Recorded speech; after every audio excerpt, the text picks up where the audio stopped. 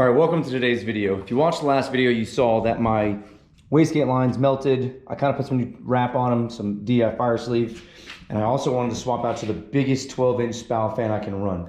The issue with it is the back of the motor ends up hitting here a little bit. So the goal is I want to try to push this radiator as far forward as I can and still be able to close underneath the hood and everything else. So that fan, again, pulls way more CFMs than the last one, which the last fan already pulls a lot of CFMs. Not having any overheating issues at the moment, but the peak of summer being 100 degrees with me running 3 hot laps at the 5,500 altitude that we're at, the car would hit about 212 peaking. But the faster I've been pushing this car and running it, I've noticed the temps are starting to get a little hotter, which is great. I'm pushing the car harder, I'm running faster. So I'm just trying to solve a issue that I don't 100% have yet, but I'd rather not be out on the track and all of a sudden I have to shut down on the second lap and I'm killing it because of the cooling. So I've looked, before anybody says anything, I've looked at tucked radiators, right? Here's my qualm with the tucked radiator with my current turbo setup. They're gonna fit about right here-ish, and you can't fit a big fan on them. Would I increase the cooling capacity and what could be hit? Sure, but I had to be running like an 8-inch fan or something, which, FYI, this 12-inch fan I've got pulls like 1,870 CFMs is what spout rates at. And I think when I did the video, it ran like 1,700 on the front of the radiator. If I put it to the back, which I didn't put in the video, if I put my little CFM gauge on the back to pull, like to show what the fan is drawing, it was like 2,000. The last fan was rated at like 1,620. It puts in some work for sure. So let's just start by getting the intercooler off and let's see where this radiator goes.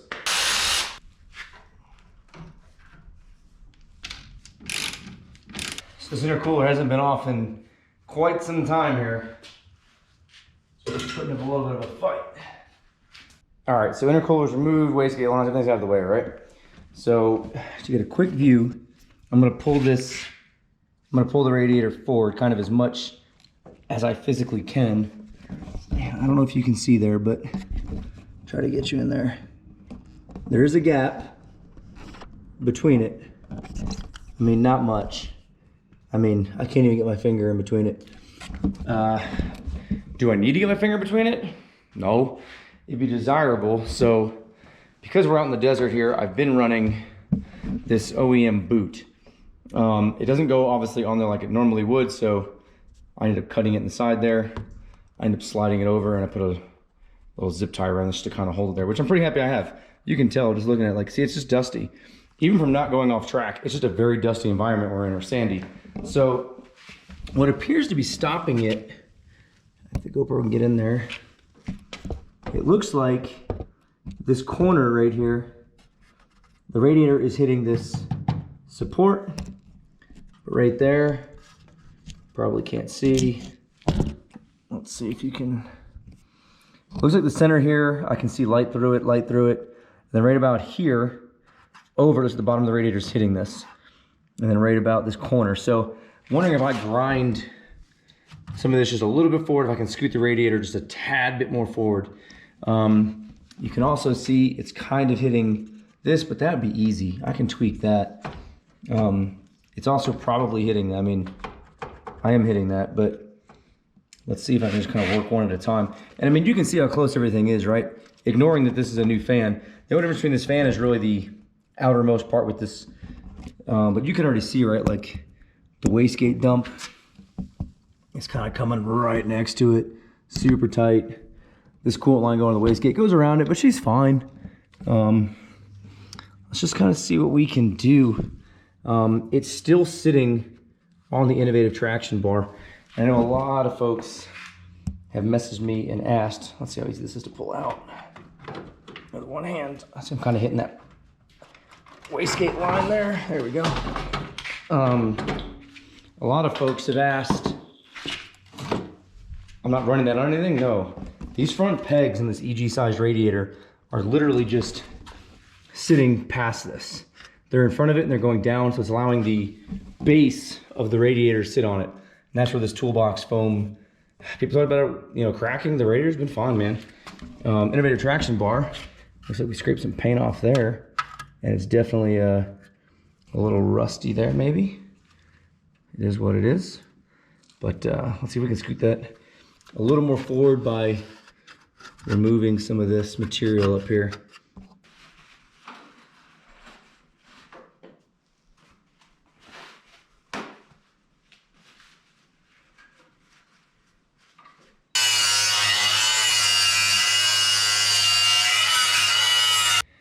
All right, so a little bit of grinding. We got it to sit flush at the bottom now, right? So if you look and I pull, probably getting hard to see. There's a little bit of a gap of air there, but that's mainly because I ground a little more than I needed to. But it's okay. Sits flush. I will have to, you can see I already kind of had it digging into the corner here. With it just sitting where it wants to naturally, it's basically touching it. So pull this up here and it's kind of like the same gap. It actually, it looks like more, to be honest with you. If I then do this and pull quite a bit, I can just start to get my finger in between it. So it's definitely an improvement for sure. Now with the boot on, you know, that might play a role too. So for it to be able to pull that far forward, the feet's not a big deal because it's just gonna sit like that. I'm gonna have to design something to basically grab this and pull it forward, you know, to my actual brace here. Not killer. I didn't get a lot of room here. We're not talking about getting miles, but you can see the wastegate dump is no longer, you know, touching the radiator. It's pretty close, but it's not touching. Yeah, there's that. And I'll still be able to probably use my coolant lines that I made down there to go into the side of the radiator.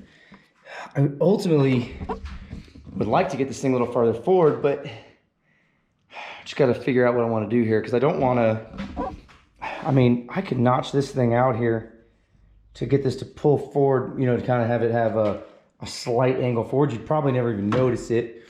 I should still be able to bleed the coolant, and that will kind of pull, well, it'll pull the bottom of this up towards it. I don't know. I know it's a little different. I'm trying to just walk you guys through my thought process here. But see, the biggest downfall of having a half-size radiator, besides the fact that it's not a full size, right, self-explanatory, whatever, is I have to block this side off. I need to get as much air to this thing as possible, which is why I made my little ducting thing over there. Obviously, at a full size, it'd be easier, so I don't want to like cut this off because I'm still going to run my, it's not the T-bar anymore, but my little makeshift bar that I can make a little more ducting on. I mean, I could move some of this foam. I mean, I could always, I don't know, maybe grind some of this in here a little bit. We'll see. Let's grind that a little bit. Let's see what happens. All right, so the boot is off. Loving it right now. So clearing out some over there. I just sprayed some weird khaki color over in there, so ignore that. But I'm not even like, I'm just letting the radiator kind of come as forward as it wants. And watch this. If I can get in there, woo, finger can go in between it now. Sweet, right? So I know I've got more room, and then I can even do as I said earlier, kind of give it like a little, it will pull that a little bit, but I don't think it's gonna notice or anything like that. I can pull a little bit just to keep tension on it, and I can get my full finger in between it now. So we've definitely gained some room, which is awesome. And that also means I wouldn't have to modify the intercooler. I don't know why I was thinking I was gonna have to, but I was thinking maybe I was gonna pull this radiator even more forward, but any more forward, I don't know if the hood is actually gonna friggin' close.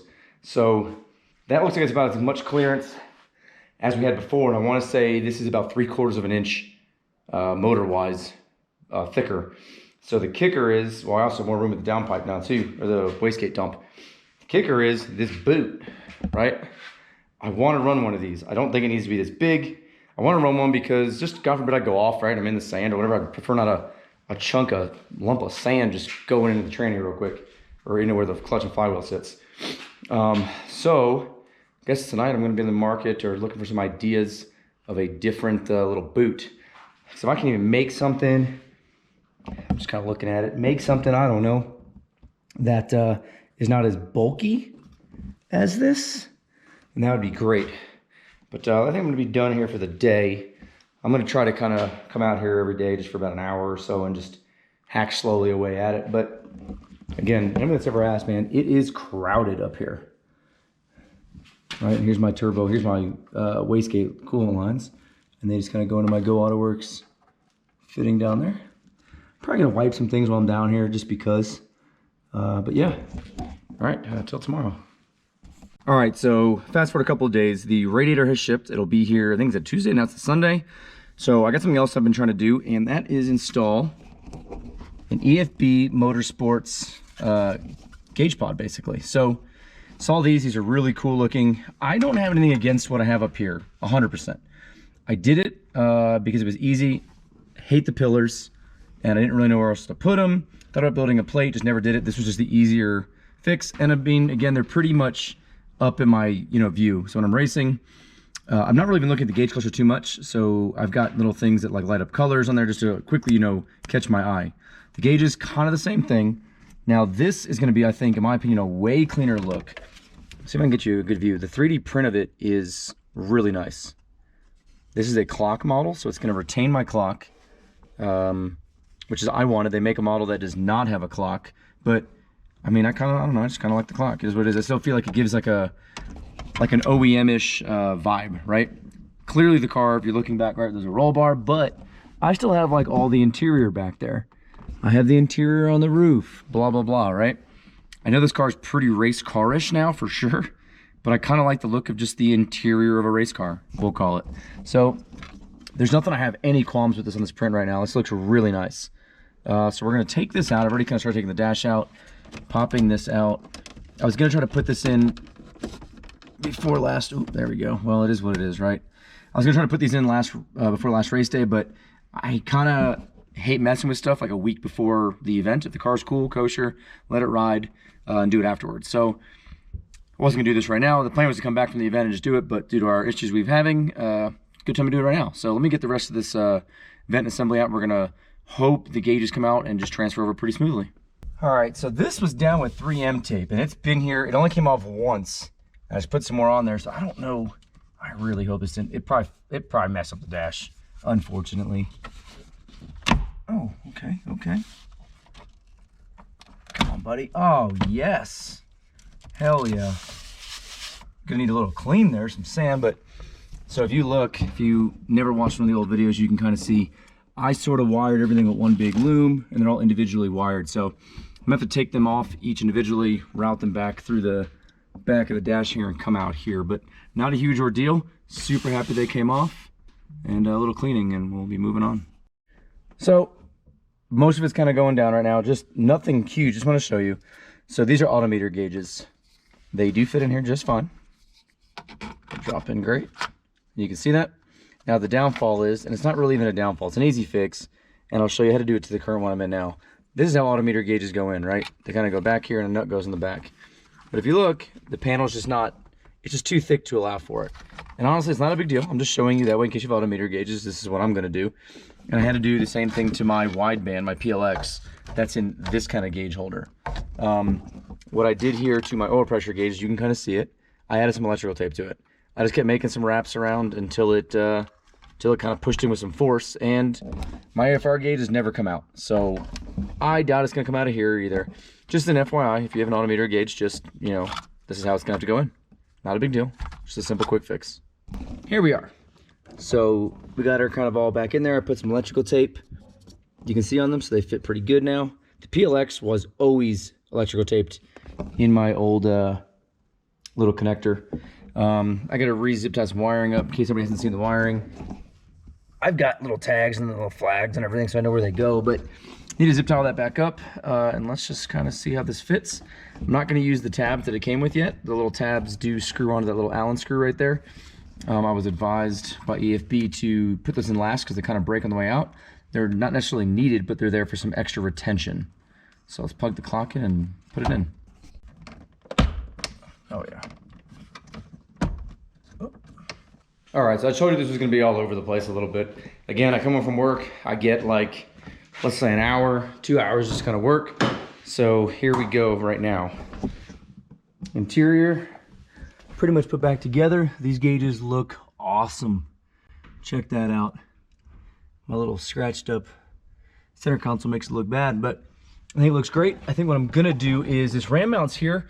It's kind of a quick addition. I'm not super in love with it. The mount itself is great, but I've got a other piece I'm gonna do. When I get it, I'll show you guys. Might be this video, might not. I'm gonna try to replace that ram mount with like a little magnetic thing and put a magnetic strip on the back of my phone. Just pop my phone up there, as long as it holds. Just be a little cleaner of a look. So then what I'm also doing is I've been meaning to do this is, when I bought the S2000, did all the maintenance. You know, if you've seen stuff that I've done to it, it is what it is.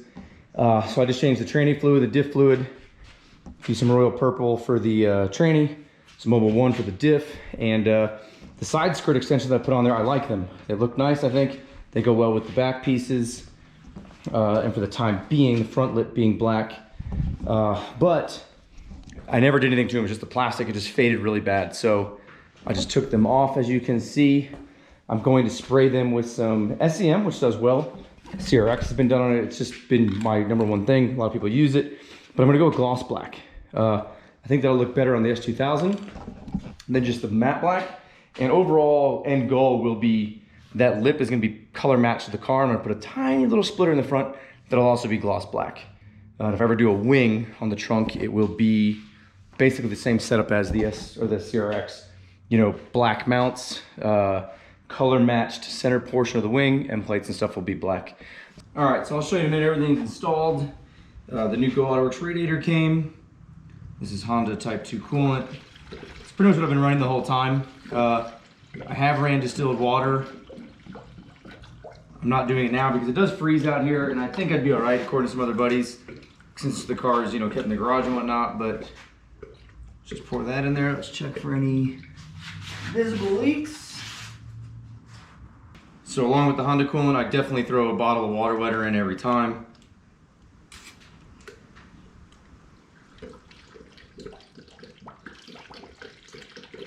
All right, she's been sitting for a little bit, but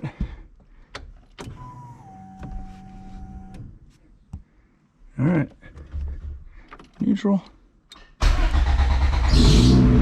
Hey-o. All right.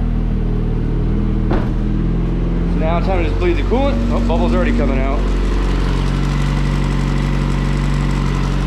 I'm just gonna keep topping that off. I'm gonna let it come up to temp. Basically, I gotta let it get to like 196 degrees. Turn the fans on, let it come back down, and just kind of repeat that process 2 or 3 times. And yeah, we should be good. Should cross the fingers, just check for some leaks, and I'll tune you guys in once we start to cool the car down. All right, so let's just try to get some more bubbles out, a little rev.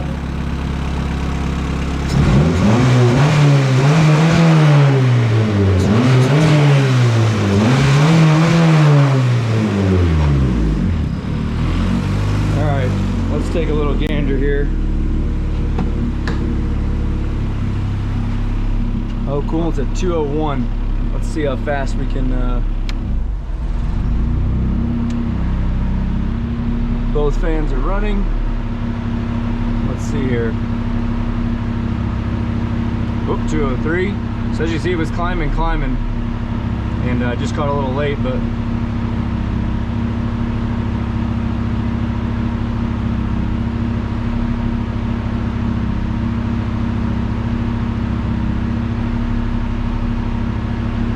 usually once it kicks into gear and it like, oh, there we go. So now it's gonna start probably going pretty quick.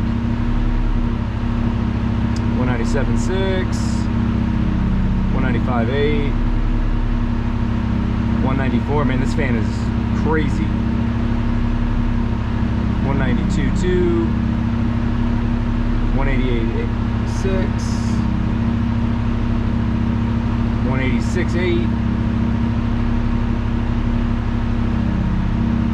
185.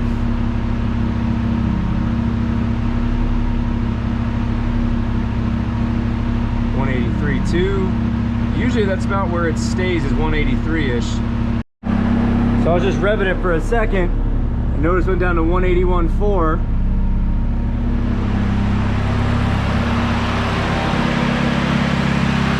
Top her off a little bit. All right, so coolant's bled. Time to clean up the garage. I want to go put the hood down right now, and hood seems cool over here. I can latch. Over here, it's got way too much resistance than usual. What is happening? Did I leave something? Nothing appears left. Well, what is that though? Just noticed on my new bracket there appears to be some, is it rubbing on this? I bet you it is. Just a guess. Let's take that out.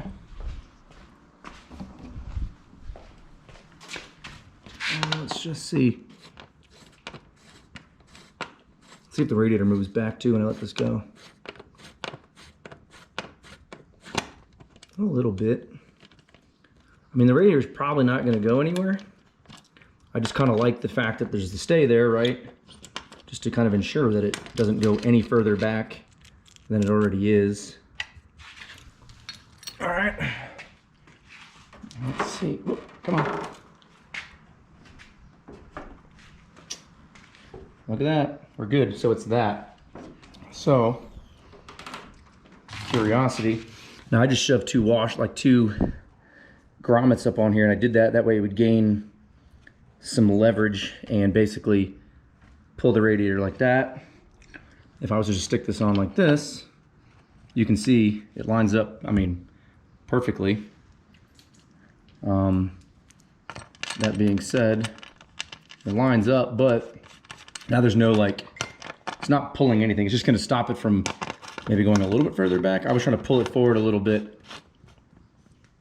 Let's see. Oh, nope, even that, so the whole bracket as an entirety.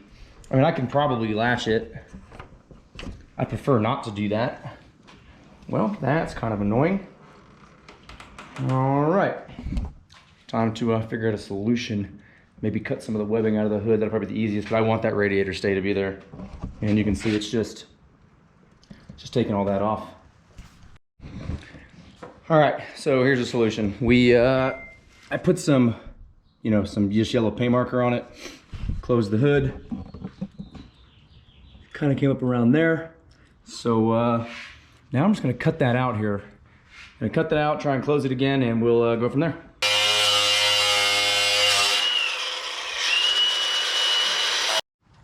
All right, so I did it again.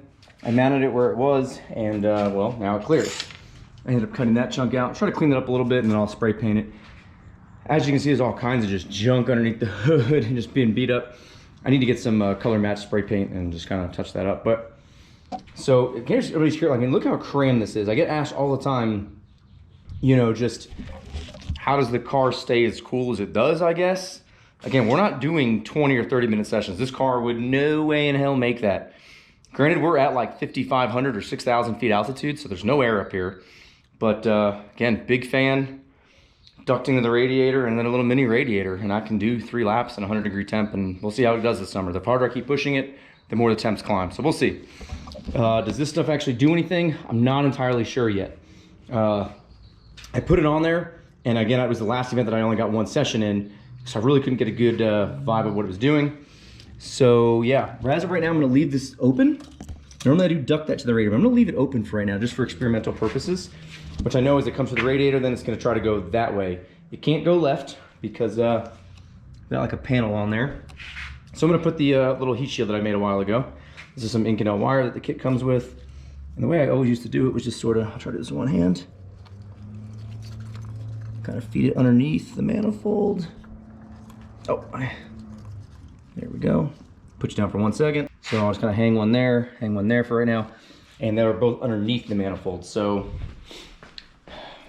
I'm gonna remake another one of these. I bought more material. Nothing against this, you can just see it's been beat up. It's used, it still works. Taken on and off quite a bit.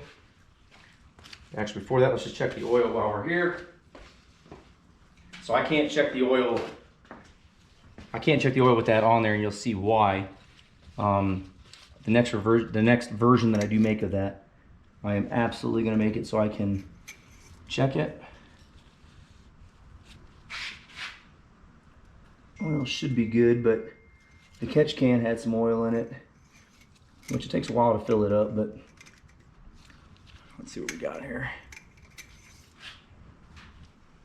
I don't know if it's showing the camera, but it's just a skosh above the top dot, which is fine. It's about where I run it all the time. Some people might say that's a little high. I prefer to run it in the middle. Sure, on the track, I definitely prefer it to be maxed out there. So I basically try to just feed this in here. It's not the easiest task in the world. It's not hard, it just, again, avoiding all kinds of things here. Hook it on one side. It's got some tension, as you can see. Could probably make that a little bit tighter. And for the most part, it just kind of, there she is. She just sits like that, right? So again, now my wastegate lines are wrapped. I got one around the coolant line here. Probably can't see, but down there I got another coolant line that's wrapped. Oil feed is wrapped. Everything's pretty tight in there. So I'm not gonna paint that bracket right now. I'm going to just tidy this up, put the front end back together and go for a quick test drive. Make sure that she hits 8 to 7 pounds. And that's it. I'm gonna lower the boost cut down. I think I already did, but I'm gonna double check it, just make sure that's cool and see what happens. All right, that's gonna wrap up this video. Car did good on the drive. Only cruised for about 15, 20 minutes. Some second gear pulls, didn't overboost, so we're cool. There she is all back together. So what I did notice is I don't have anywhere near the amount of room that I had earlier. I don't know what it is. I can pull the radiator. Maybe do some more investigating though to see why I don't have as much as I did before. It's still gonna work. I never run into any problems on the street, but I mean, I can't stick my finger in between that gap anymore. Now it's like a debit card worth of, you know, thickness or clearance. Motor doesn't rock too much, but you know, it is what it is. We're going out Memorial Day. Me and a couple of buddies and my wife are gonna do some practice, just track stuff. I think we'll have a good lunch. So maybe the wife will maybe set a new PB. I'll maybe try to do some footage for her this time and lay some gauges up, and we'll kind of mix the two videos together, our two best laps. So again, she's together. The only thing I think I'm gonna buy is one of those like ice packs that go around people's backs. You could put them on your thighs, whatever, right? And lay it on top of the intake manifold just in between sessions to see. I don't think that the intake manifold is getting heat soak from anything in here. It's just naturally getting it from the head. And I say that because after I came back yesterday, just doing some quick testing, the intake manifold pipe over there is like 90 degrees. There it was like 130, and that's exactly what the gauge read. So, I mean, it is what it is. Just some small little tweaks again to see how it goes. But yeah, I'm gonna cut this video here. It's probably a little short, a little more vloggy-ish, or take you through the process than it normally is, for what I normally record at least. I think I'm gonna try to do that, just leave it a little more extreme and just take you through the process. I might be able to put out more videos that way, but maybe less will get done in them, if that makes any sense. Just so you can see the start process from, you know, beginning to end of how we do things. So again, I appreciate everybody for watching. Any questions, comments, concerns, put them in the comments below. If you're looking for a little faster of updates, follow me on Instagram is probably the route to go for you. And as always, I appreciate everyone. See you guys next video.